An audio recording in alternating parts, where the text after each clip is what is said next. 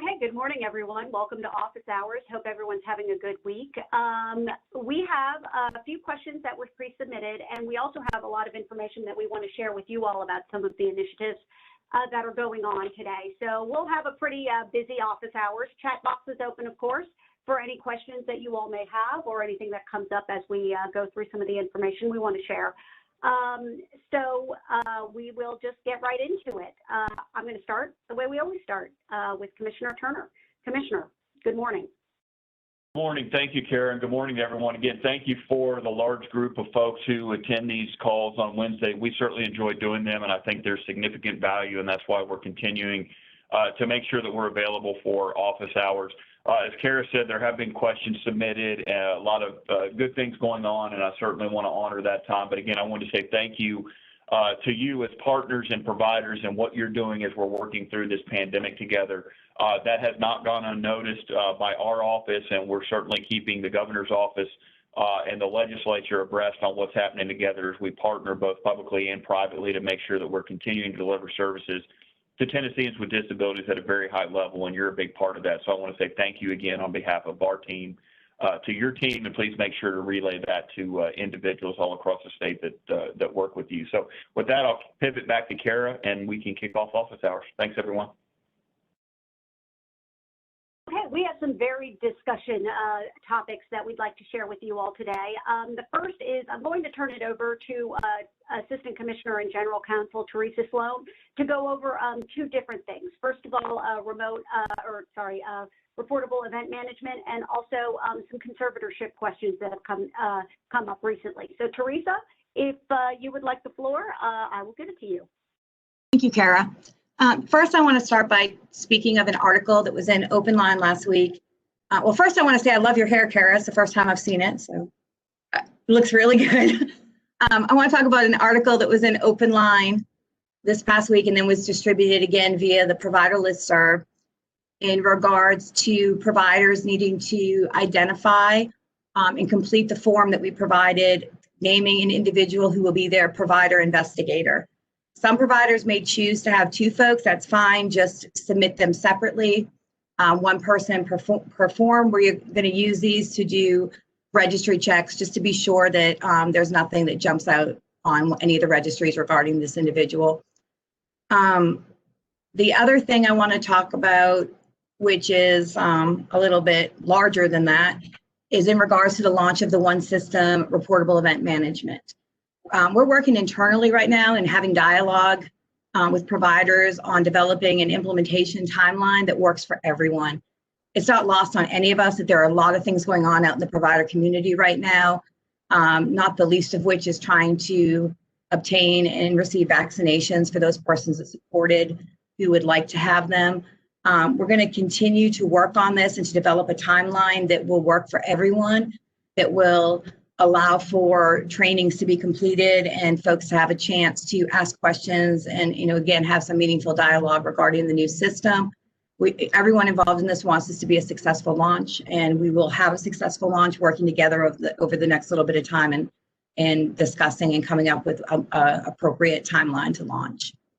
So that's what I had to say about protection from harm, or critical event management, as we will start calling it. We will be sending out some additional documentations this week as well regarding protocol and definitions for the new program, and we'll schedule a subsequent WebEx. We'll still have Thursdays, but we will schedule a subsequent WebEx after folks have had time to digest that material and answer questions specific to that material. Now, in regards to conservatorships, DIDD made a determination earlier this year that we were going to allow our contract with ComCare for conservatorship services to expire. That contract expires on June 30th of 2021.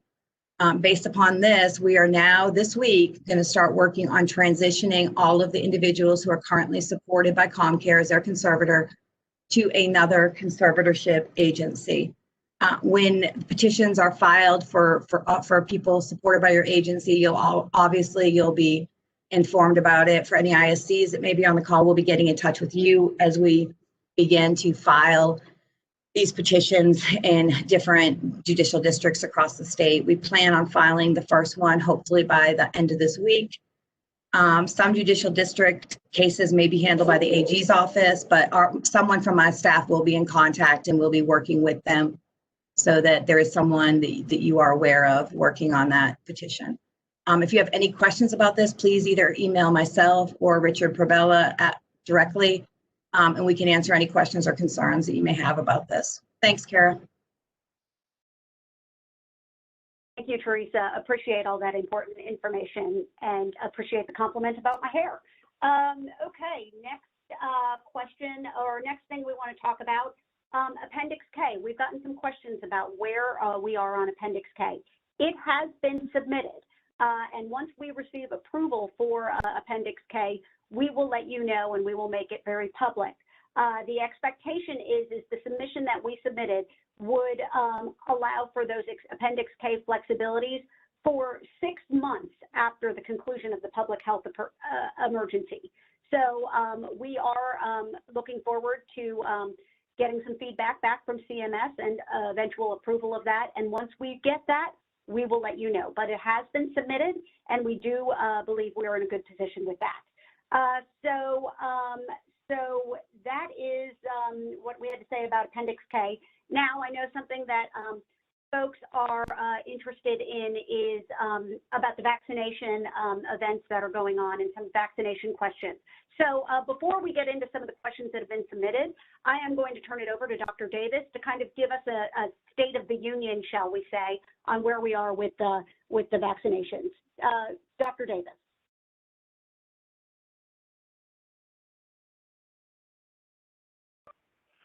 Okay, thank you, Kara. I don't know about the State of the Union, but I can try to give the state of Tennessee here about the vaccine. So we have continued our efforts to connect people with their departments of health, with pharmacies, with other entities to get a vaccine. And we have been largely successful in doing that, I think, although there are certainly people that we still need to get vaccinated.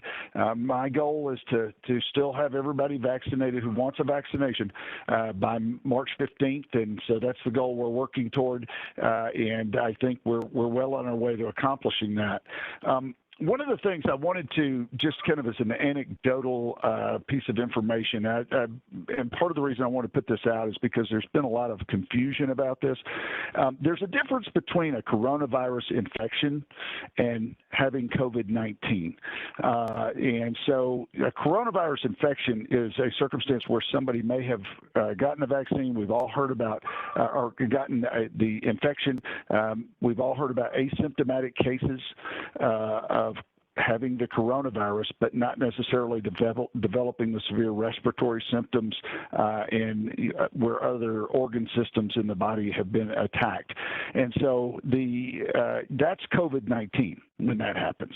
But you can still have a coronavirus infection and be asymptomatic, and you can pass it along to other people. And so when we talk about this vaccine that we have, it addresses COVID-19, but not necessarily, or at least as far as we know at this point, prevent somebody from getting a coronavirus infection and potentially passing it to other people. That's why you're going to see that a lot of the precautions that we've been talking about are still going to be promoted even after people get the vaccine until we understand more about that. So I just wanted to make that point clear because I've had a ton of questions about that, and I think it helps explain also the rationale behind some of the Department of Health's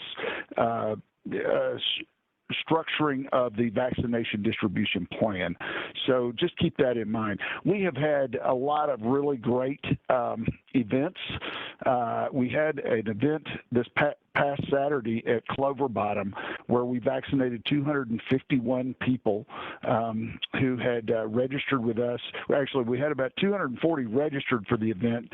Some other people showed up. We vaccinated them. The Department of Health, Davidson Department of Health, had brought about 315 doses just in case we had a lot of more additional people to come. So the way this works, I'm just going to quickly tell people, but the doses come in, there are vials that they come in, and there are 5 doses in those vials. And whenever you open a vial, you do have to use all of the vaccine in that vial within a certain amount of time, or else it will be spoiled.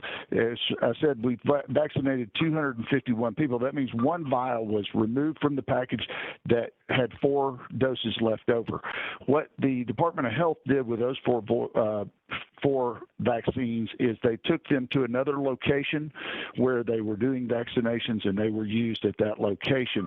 So no vaccine was wasted in this event. The additional 60, it would have been 60 additional vaccines were taken back to the Nashville Davidson Department of Health and would be used for a future event.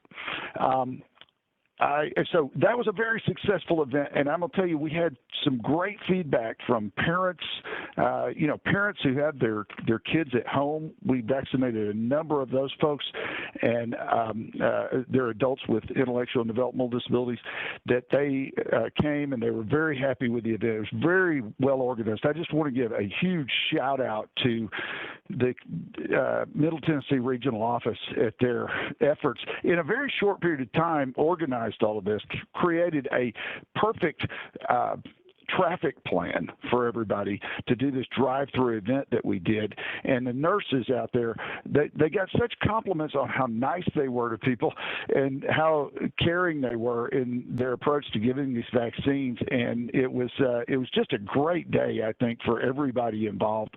Very heartwarming event because, we are saving people's lives by doing this. I don't know if people really realize that, but that is happening with these.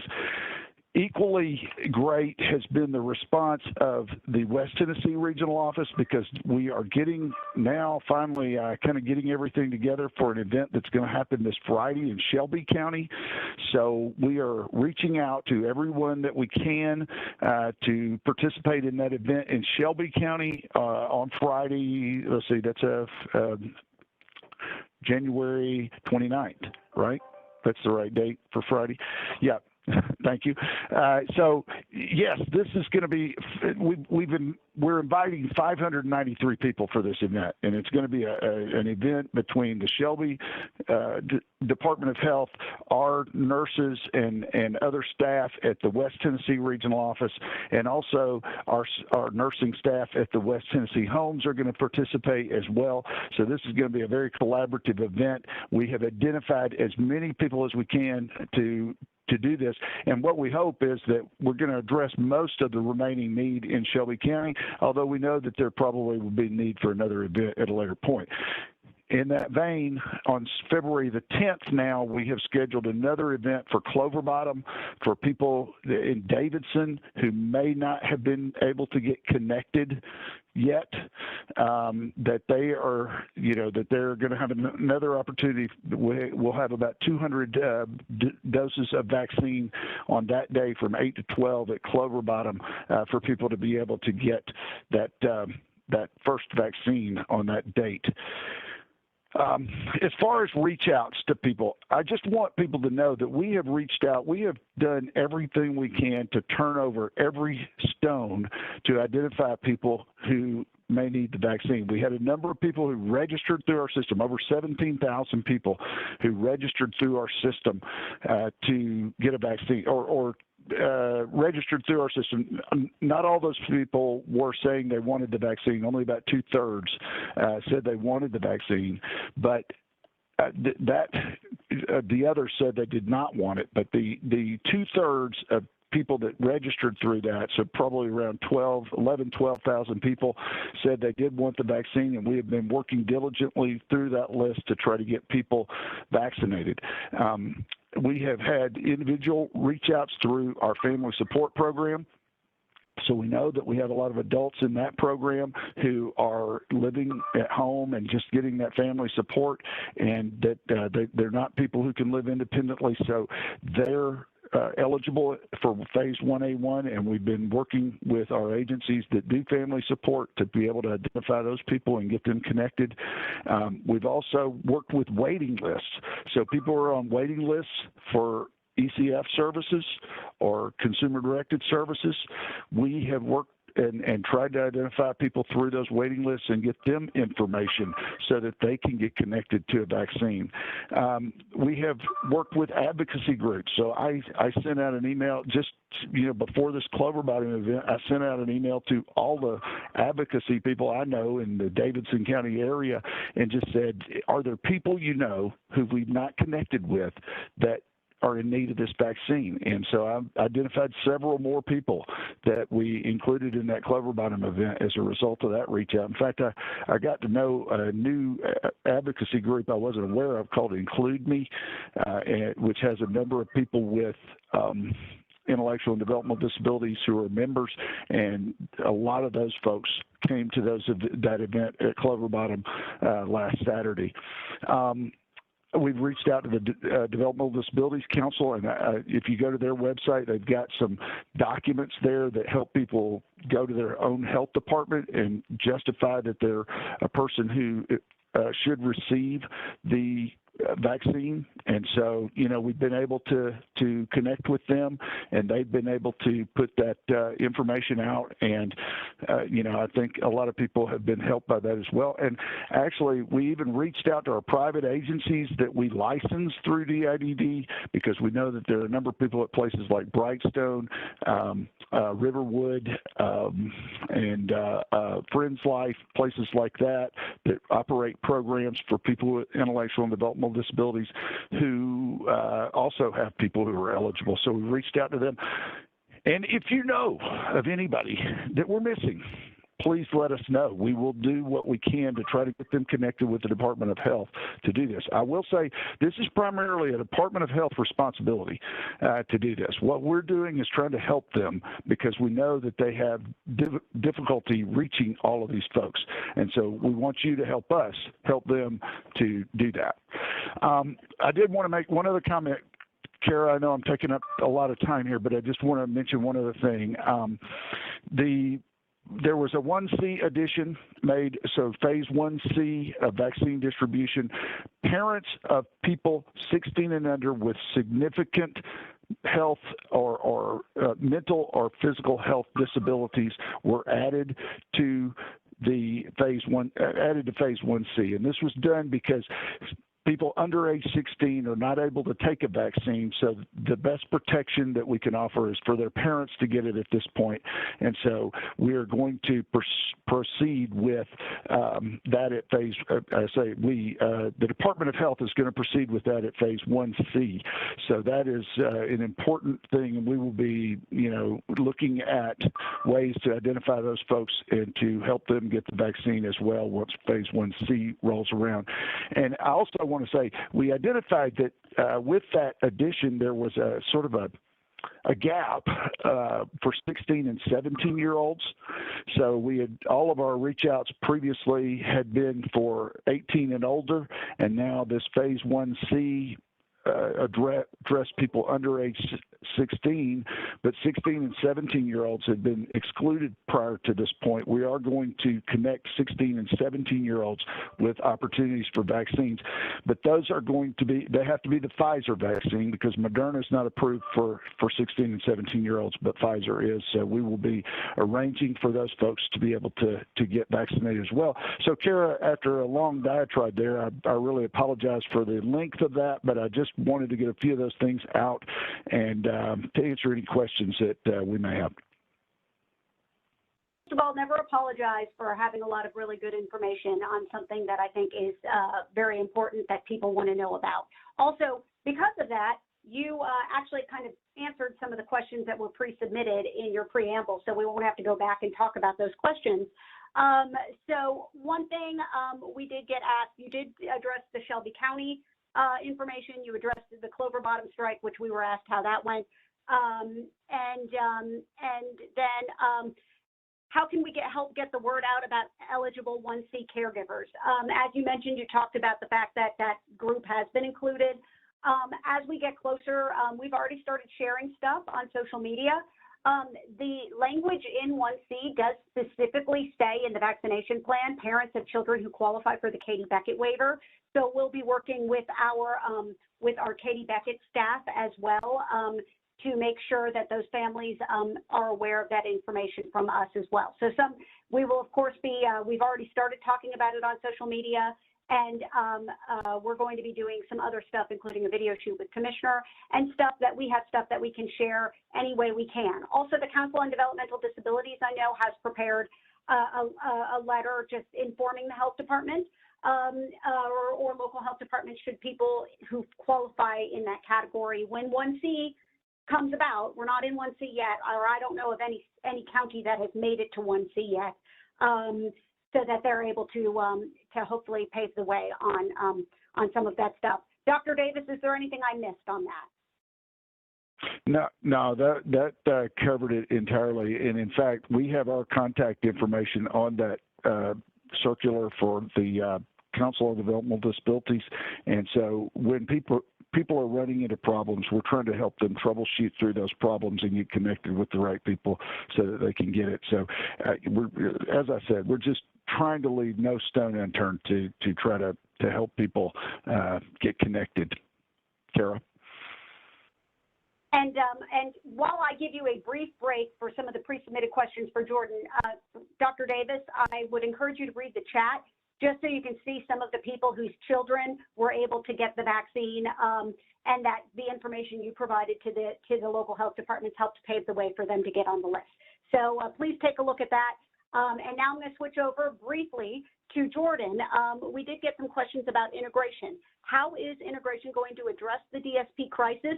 And has the name of integration changed to alignment? Jordan, if you would address both of those questions kind of at the same time, that would be very helpful. Thanks. Yeah, sure. I want to save time for Dr. Davis to get to some of the additional stuff in chat. But in short, the DSP workforce crisis, the question's a good one. And I can tell you that the alignment process or integration, I think we use those terms interchangeably. There certainly is no greater intent to use one than the other. It's the act of bringing services together and in alignment, integrated, is ultimately what we're pursuing. The first phase of that, as you guys know, starts on 7/1. The DSP workforce crisis, I think the concept of addressing it stretches across really the entirety of the system. It is the development and implementation of services that allow for a more flexible utilization of the existing DSP workforce. Obviously, enabling technology is a big part of that.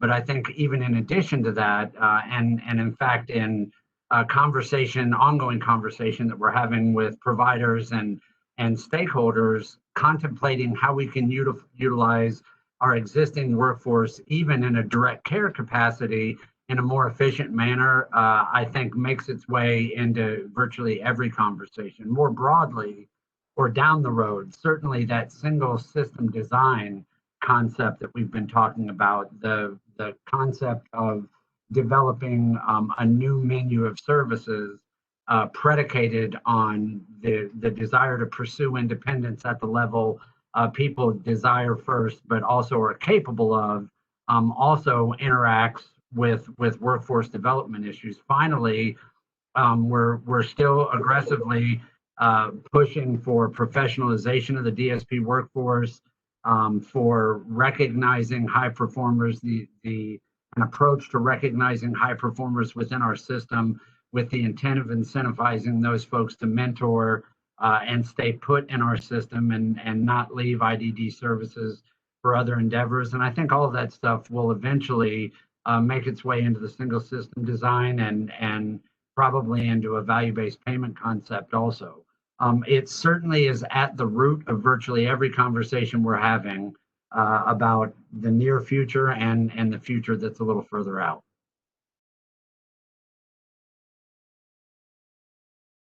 Thanks, Jordan, for that great answer, and for giving Dr. Davis a break because he's about to get some more questions here. Okay, I've gone through the chat box, so we're gonna start at the top. If diagnosed with COVID-19, how long should the person wait before vaccination? Dr. Davis. So you generally, and I do encourage anybody to consult with their physician and consult with the people who are conducting vaccinations, your health department or whomever, pharmacy or whomever is conducting the vaccination event about these questions. But generally speaking, you're considered to have a 90-day immunity when you have contracted COVID-19, and when you go through the recovery period, you're assumed to have an immunity that lasts up to 90 days, or about 90 days. These are guesses people are making about that, but that's the general thinking is that you have that immunity for that 90 days. So you could wait up to 90 days to get the vaccine. Now, as long as you're recovered from COVID-19, you can take a vaccine. So, this is, again, something you should discuss with your doctor to ensure that it's safe and okay, and discuss with the people conducting the vaccination event. But generally speaking, that is the guidance. That would also apply to the second dose.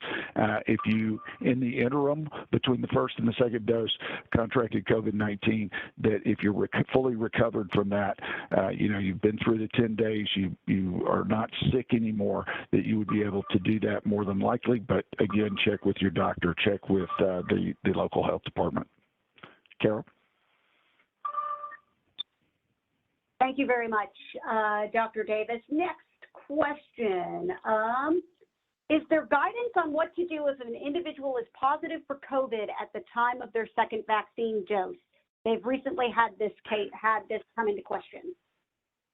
Yeah, I'm gonna defer that to your doctor and your local health department. Probably you're going to be asked to defer that for a period if that occurs. But that is what I think you should do is discuss that with your doctor and the health department. Sarah. All right, Dr. Davis, we got several kind of follow-up questions about Shelby County, how to get folks registered for Shelby County. And some of those things. Can you kind of talk about what the registration is going to look like here? We're doing this one a little bit different than was done in Davidson, and so this is something that is going to occur. We're going to have some variation in how these things are handled across different settings, different counties. But in Shelby, we have pre-identified people who had registered with us previously.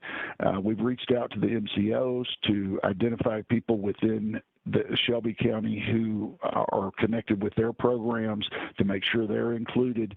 We've reached out to our own consumer-directed case managers so that they're making sure that the people within their sphere are also notified. And so we're adjusting our list somewhat. I mentioned 593 people that we've arranged for. We're making some adjustments, but we're telling people when they should come if they're invited to that event. And so they will have a specific time to come. It is going to be at Arlington Developmental Center, and so they're going to have 4 lanes for a drive-through down there, and so it's going to be a rocking and rolling for about from about 8:30 in the morning until 6 o'clock in the evening.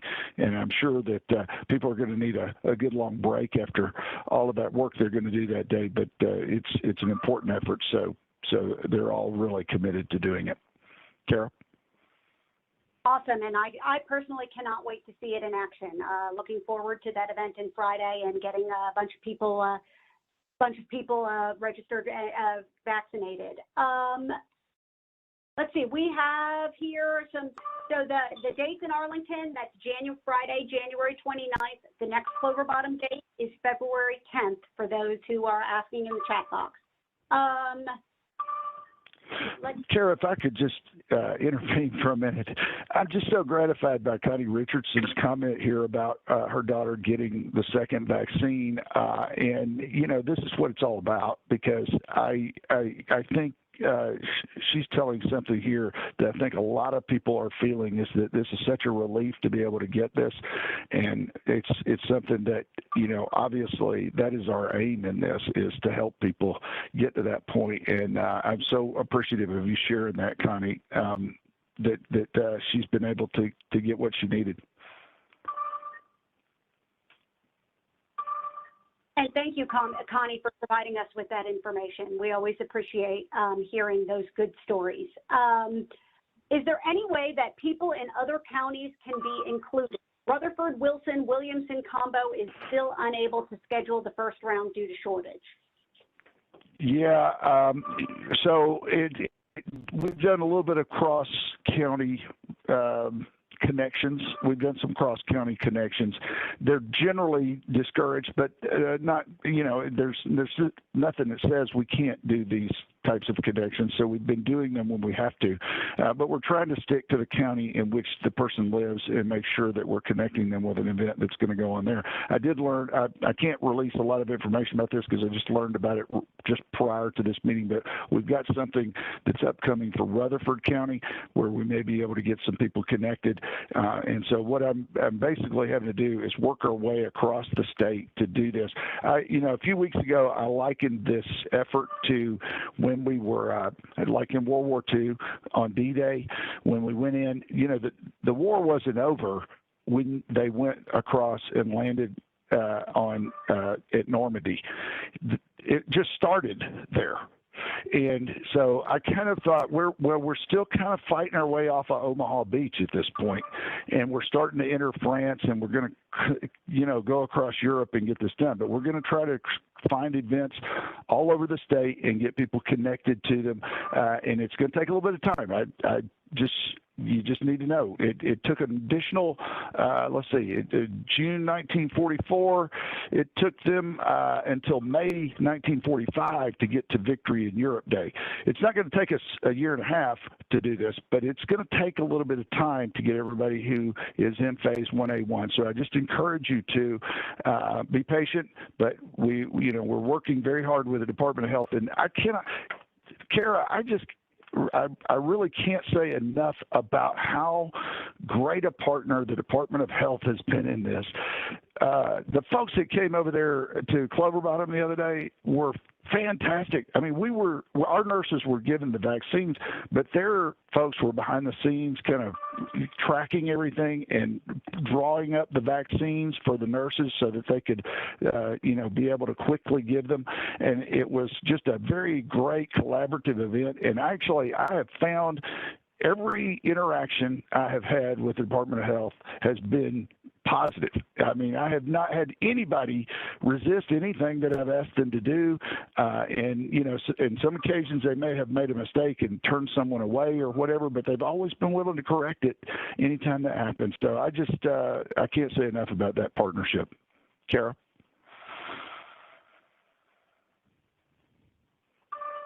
Dr. Davis. Okay, let's see. Questions. Okay, the Department of Health has created a health disparities task force. I am wondering whether DIDD has a regular representative attending these meetings. Dr. Davis, do you know? I do not. I did hear about that task force a couple of weeks ago, and I had talked a little bit to Janet Schaus about that, but I'm not aware that we have a representative on there. We'd be happy to be represented on it if we can. Hey, Kara, it's Brad. Can I actually chime in on that? We actually are included in that. The reason we have not participated yet is they just had their first meeting in December, and their first meeting was basically an introductory level meeting to the commissioners. So they're still working through, Dr. Davis, what some of that representation might look like, but our department was included in that. There's actually 25 or 30 other stakeholders across state government representing minority populations and underserved communities that are going to be a part of that too. Okay, thank you, Commissioner. I'm sorry, I didn't know about that.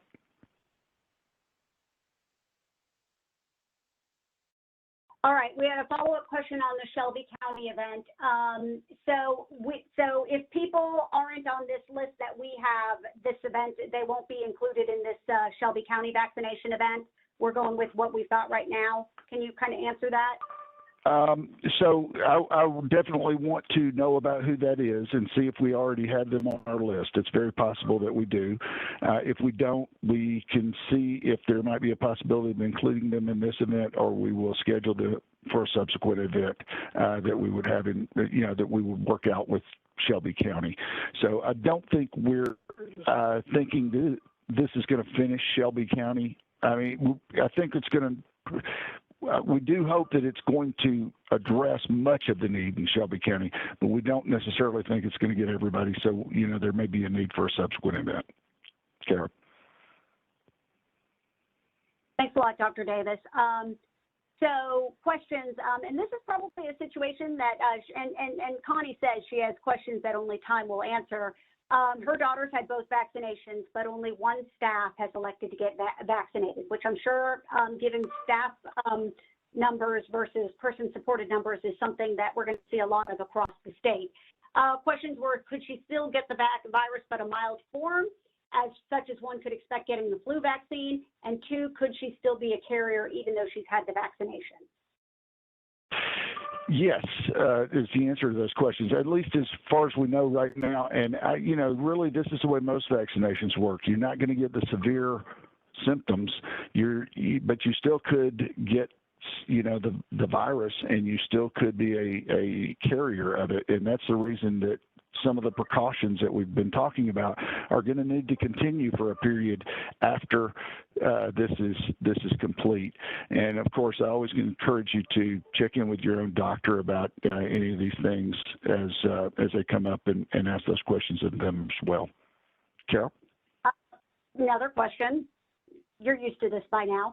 Can staff receive the vaccine at Clover Bottom on the 10th, as we have some on the waiting list who have not been contacted? Boy, it's hard for me to believe they haven't been contacted, but nonetheless, yes, that's what this event on February the 10th is about, is to try to find people that we might have missed. And so, yes, those folks can get included. They're eligible at phase 1A1, just like the person supported. Kara? Okay, next question, and this one's actually for me. Many staff are still hesitant to take the vaccination. Can and will DIDD do video testimonials or something to use DSPs to encourage other DSPs? Answer is yes.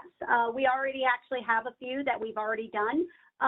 We also released two things I want to make you all aware of. We released a larger vaccination video on social media yesterday, I believe. It's about 3 minutes long. Talks about people supported and staff as well on that. We also have been doing some shorter things. A lot of them have been with people supported. We do have a few with staff that are coming up. One staff from Progress, staff from East Tennessee Homes. We'll be out at Shelby County this week also. So we'll be working to get that. We are continuing to try to put anything out there that we can have that can help show people that others are getting the vaccine, feel protected, or feeling good about their decision. And we understand that right now the acceptance rate for the vaccine for people supported is very high. For staff, it's not where the people supported numbers are. And that's an area that we definitely need to focus our messaging on. So we're working on that and working to get more stuff out there to encourage staff about the vaccine. So Phil, I hope that answers your question. And you're right, DSPs talking firsthand is very powerful, and we agree. So we're working on that, and we do have a couple of them already, and we'll continue to provide more of that. Other thing I wanted to mention really quickly, Commissioner Turner did an interview yesterday with Channel 2 here in Nashville. It aired at 11 o'clock. I think the governor's office just shared it on Facebook, and we shared it on Facebook. And it talks about our efforts to, that Tennessee was the first state to prioritize people with disabilities, and also our efforts to get folks vaccinated. So I encourage you all to watch that. Commissioner did a great job, as he always does. We are pleased that we're able to have these opportunities to spread the message about the importance of vaccination in the disability community. Is the February 10th event only for residents of Davidson County? Dr. It's primarily for residents of Davidson County. And by and large, that is who will be registering for that event. As I said, we'll be trying to create similar events in other areas as vaccine becomes available. So, Kara, that it is primarily, yes, for the Davidson County residents. Kara? Great. And Phil, I saw your follow-up question about sharing those links. We'll put them all in open line. Everything is on, well, it's on Facebook. We always have a YouTube link that it goes to as well, so that you all can share that as well. So we'll make sure to provide those links in open line this week, so you all can share them with your staff or anyone you need. Can you remind us of the extension dates for medication administration, CPR, and first aid? Dr. Davis and or Teresa, you want to talk about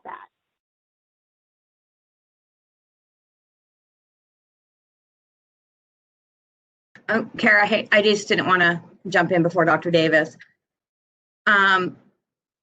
It's my understanding that the med certifications have been extended through the end of the fiscal year, through June 30th.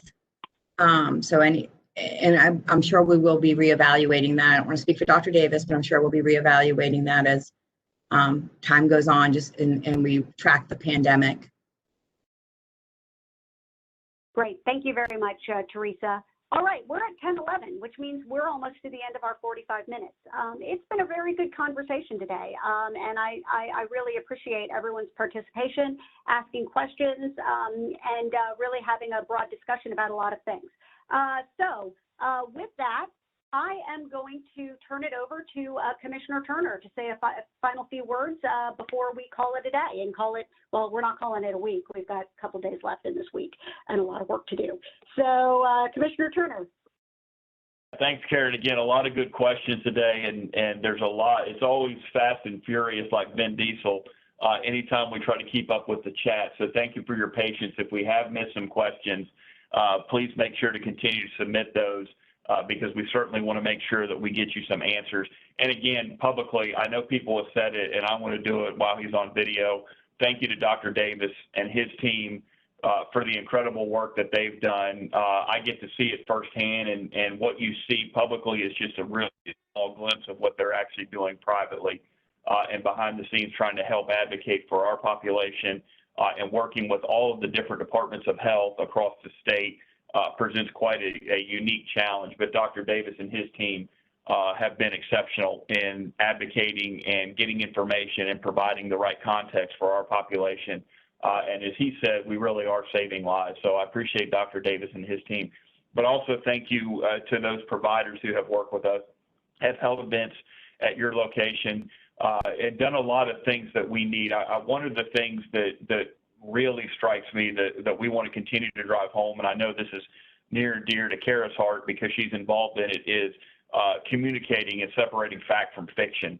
There are a lot of rumors that start flying quickly about what's wrong with the vaccine, what might happen, what is happening, what could be happening. Thank you for not engaging in anything that might be hearsay or just speculation and asking us questions so you can actually get the facts.